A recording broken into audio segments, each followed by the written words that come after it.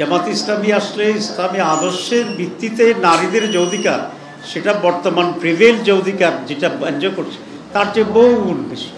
আমরা তাদের জন্য সেফ এমপ্লয়মেন্টের ব্যবস্থা করব, হায়ার এডুকেশনের ব্যবস্থা করব। বাংলাদেশের একটি বড় সমস্যা হচ্ছে দুর্নীতি।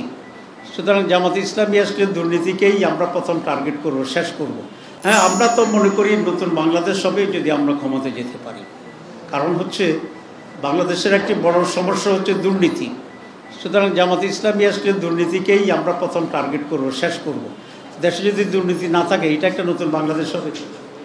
2 নম্বর হচ্ছে বাংলাদেশের একটা বড় সমস্যা ছিল গুড গভর্নেন্সের অভাব।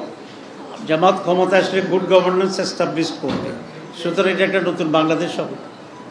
বাংলাদেশে এমপ্লয়মেন্টের সমস্যা, কারণ হচ্ছে দেশে বেশি সংখ্যক টাকা মানুষ খায় ফেলে দুর্নীতিবাজেরা। সেই টাকা দুর্নীতি বন্ধ হলে জমবে, আমরা ব্যাপক এমপ্লয়মেন্ট সৃষ্টি করতে পারবো। সুতরাং এটা একটা নতুন বাংলাদেশ হবে।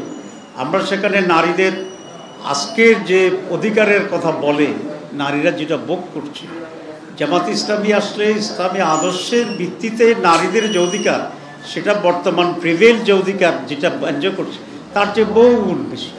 আমরা তাদের জন্য সেফ এমপ্লয়মেন্টের ব্যবস্থা করব, হায়ার এডুকেশনের ব্যবস্থা করব এবং বাংলাদেশের শিক্ষার গুণগত পরিবর্তন নিয়ে আসবো। শুধু it will be new Bangladesh. আপনারা দেখেন ডাকসুতে এই অল্প কয়েকদিন হয়েছে আমাদের ছেলেরা সেখানে পাস করেছে, এর ভিতরে তো অনেক চেঞ্জ নিয়ে আসছে, ক্লিননেস নিয়ে আসছে, খাবার ডাইলের ঘনত্ব বাড়াইছে তারা সেখানে। তারপরে এরপরে কি গেস্ট রুম যে কালচার সেটা বাদ পড়ে গেছে, কারণ এরপরে আপনার টর্চার রুম সেটা অনুপস্থিত হয়ে গেছে, মাদকের যে আড্ডাখানা ছিল এগুলো শেষ হয়ে গেছে। তো এবং ক্লিননেসের যে অভিযান চলছে সেটা হচ্ছে। তো সামান্য জায়গায় ডাকসুতে এমন কোনো ফান্ডও নাই, কিছু নেই, নিজেরা নিজের। এবং প্রত্যেকটা হলে এসি দিছে, আপনারা জানেন কি এটা জানি না, কাজ শুরু হচ্ছে। দিস দ্য সেম, কিছুতে জায়গা হয়ে গেছে। তো সেই জন্য বলছি আমরা এটা তো একটা ছোট্ট মডেল হইতে পারে। সুতরাং ডাকসুতে যে পরিবর্তনের সূচনা হয়েছে উইথ দেয়ার ওন অ্যাকর্ড, এবং ডবল খাচ্ছে না তো তারা। আমি যখন জিএস সিলেক্টেড হয়েছিলাম ঢাকা মেডিকেল কলেজে, আমি নির্বাচিত জিএস কিন্তু ডিএমসি। তো রেজাল্টের পরে যখন ডাইনিংয়ে খাইতে আসলাম আমাকে 2 বাটি দিছে। তো আমি বললাম যে 2 বাটি কেন, সব দিন তো 1 বাটি। কয় স্যার জিএসেরা 2 বাটি খায়। তো আমি বললাম যে আমি 1 বাটিওয়ালা জিএস, আমি 2 বাটি খাই না।